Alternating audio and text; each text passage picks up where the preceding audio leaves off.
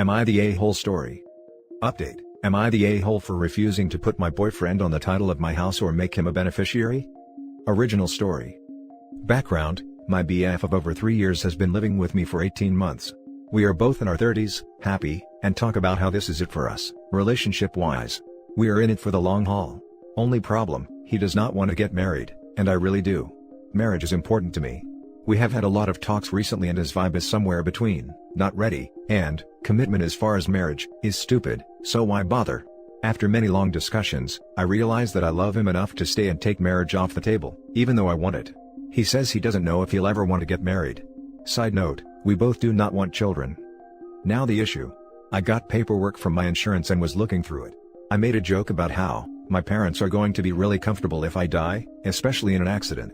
They can mourn me in style, because of my insurance policies and the added accidental death insurance I have. My boyfriend and I then got talking, and he mentioned how I should really change my beneficiary to him. I said no. Absolutely not. I told him that I would never make anyone who isn't blood or legal family my beneficiary. I said I would add him in the future if one day he decided he wanted marriage with me, but as it stands now, my insurance will remain as is. I also told him that since I own the house we live in myself, I bought it before we got together, that I would never add him to the title without marriage. Am I the a-hole? He is now mad and saying I'm an a-hole and holding marriage as a bargaining chip. We never have to get married, but I am not comfortable tying him to my finances without being married. For added info, I also have a lot of money tied up in my house. He does pay me to live here. My mortgage is almost $1,200 and he pays me $400 a month towards that. I also have a lot of money invested in my house. When I bought it, I used $42,000 that I saved for the down payment. That was all my money, and is now equity in the house that he had no part of. Now for the top comments. Not the a-hole. He wants to benefit from marriage, being a legal spouse, without actually getting married? Yeah, no, hard pass. And if something does happen and they break up, she could be screwed. OP is doing everything right. My mom spent years in real estate, and when my sister was getting serious with her first BF, she told both us to never buy a house with a non-spouse, or put a non-spouse on a house we owned. She saw too many chaotic situations resulting from non-married couples buying a house together / adding someone to the deed. It pretty much always ended with one of the people losing financially and the house being sold as quickly as possible, and usually for less than it was worth. Often that was because one in the couple wanted the money fast and strong-armed the other into settling for less. Yep, anyone who claims that marriage is just a piece of paper is kidding themselves, at least in the USA they are. There's a reason the LGBT+ community is so big on having that right. It's because marriage comes with a ton of major benefits, and divorce is one of them. Yes, divorce costs money and can be quite bitter, but that's true of any breakup, and it only costs a ton if you're unable to compromise. There is a ton of legal precedents established on how to break up a married couple. There aren't any on how to break up people who are just dating, because, if you're just dating, you're not a legal entity with shared rights. You're just roommates playing house as far as the government/law is concerned. If you're going to share a life with someone and make major financial commitments together, get married. It protects you both. Exactly. If marriage is just a piece of paper, so is a title deed to a property. Not the a-hole. I don't think you are using this as a bargaining chip, but rather being cautious and smart. You guys have not been together long enough to tie your finances together. He may change his mind about marriage eventually, and you may change your mind and add him without it. Or you may not, on both counts.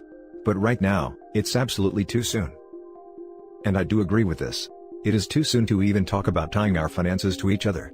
When I originally talked marriage, I was hoping for an engagement in the next year and a wedding in a few years. I wasn't even wanting something soon because I think we do need more time before that happens. So, talking more about finances shouldn't be a pressing matter yet either. Now for the update. I listened to a lot of your feedback and talked to my boyfriend after my post. He seemed weird in our talk. He's been weird a lot lately, but I have been excusing it. He told me that he said to put him on as an insurance beneficiary partially as a joke, but then when I went off on my tangent, including offering up that he'll never go on my house title either, even though he never mentioned it, that he got offended and reacted poorly. He said he really did think I was going off about all that in retaliation for his no to marriage talks, so he was left with a bitter taste. Which, I get. I can be more forceful than I realize, and I am naturally passive-aggressive. He said I didn't have to put him on anything, but he needs me to understand that I am it for him. He wants to mix his life with me. Things seem to be better after this. That weekend, he asked if I wanted to go on a hike. It was peak season for the leaves changing, and there is this waterfall he suggested we go to. We get to the waterfall and he pulls an envelope out of his jacket with a tiny bow on it and says it's a present for me. I open it and it's a receipt from a jewelry store.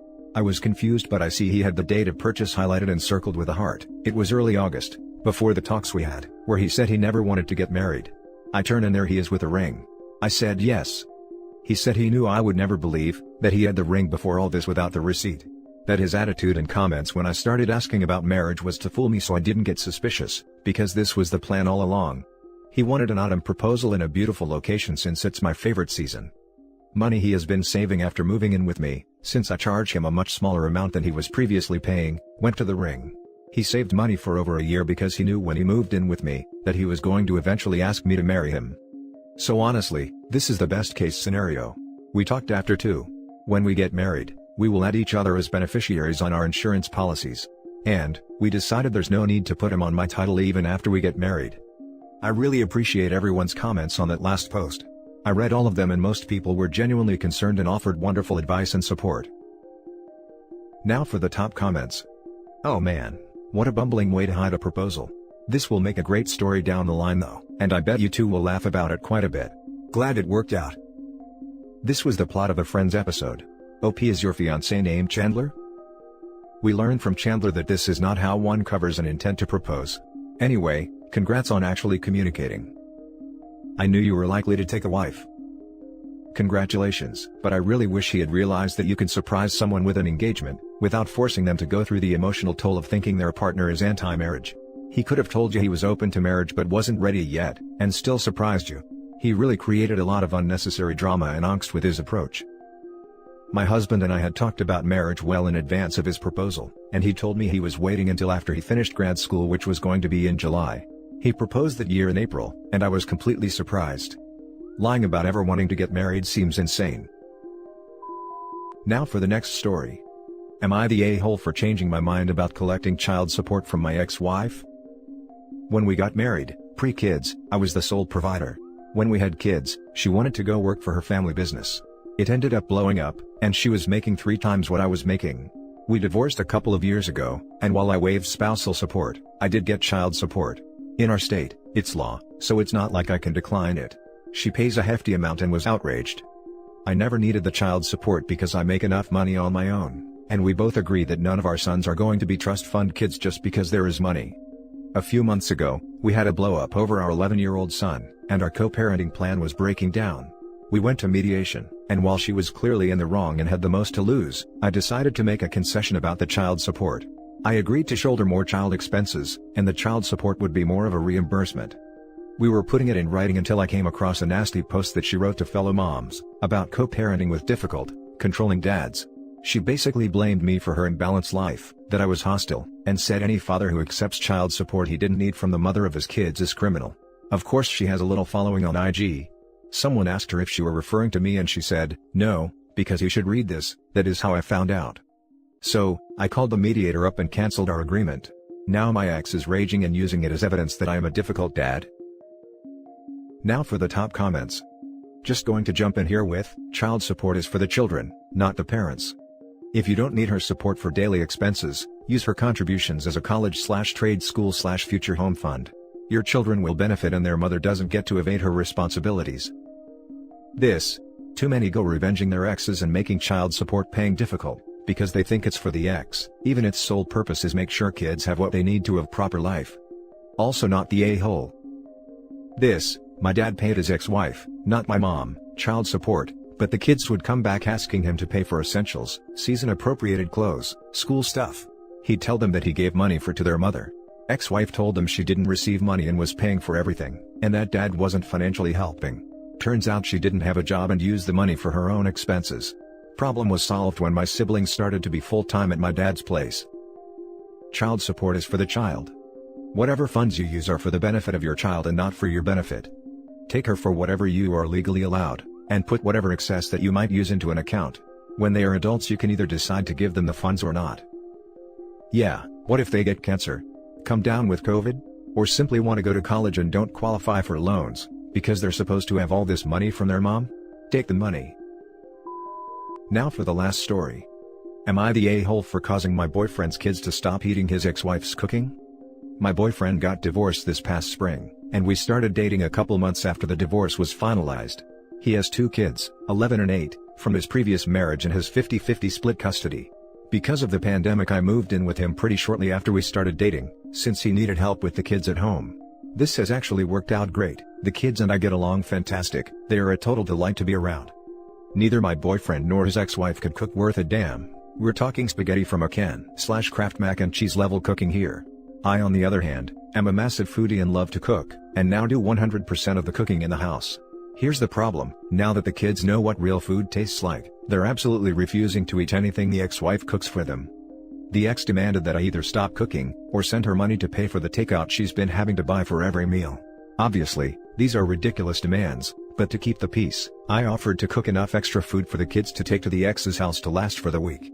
This suggestion enraged the ex even more, who said that I'm insulting and undermining her as a parent, and that I need to stop acting like a mom to her kids. Am I the a-hole here? P.S. I know the dating time frame looks sketchy and people will inevitably ask, did you have an affair? The answer is no. My BF and I had been friends for years, since before he first met his ex actually, but nothing romantic ever happened between us until after the divorce. Now for the top comments. Not the a-hole. She needs to learn how to cook something better than Kraft mac and cheese. I like boxed mac as much as the next girl, but real food is needed the majority of the time. Homemade mac and cheese isn't that hard. Even spaghetti with a basic tomato sauce is pretty easy and would please the kids. There's a difference between knowing how to cook and being a great cook. Not everyone has to be great in the kitchen. But everyone should know how to cook basic meals for themselves. It always blows my mind that people don't know what they're doing in the kitchen because I grew up poorish and have been cooking since I was 15 to 16. Not the a-hole. She could just learn to cook. It's a basic life skill. Edit, the boyfriend should learn as well. I only said her in this situation because she's the one making a fuss. But yes, they both could have avoided this situation had they both learned to cook in the first place. So should OP's boyfriend, by the way. Presumably OP might not want to do 100% of the cooking forever. This might be cute for a few months during lockdown in a new relationship, but the lockdown crazies are going to fade someday. Not the a-hole. Why not start having the kids help you cook and suggest simple things to make with their mom? Homemade pizza, tacos, burgers, baked potatoes, etc., are all delicious and relatively easy to make. Not the a-hole. This is an actual constructive suggestion. And that's it for this video guys. If you have thoughts to share, leave a comment below. Don't forget to hit like and subscribe if you like this content. I'll catch you in the next one. Good day everyone.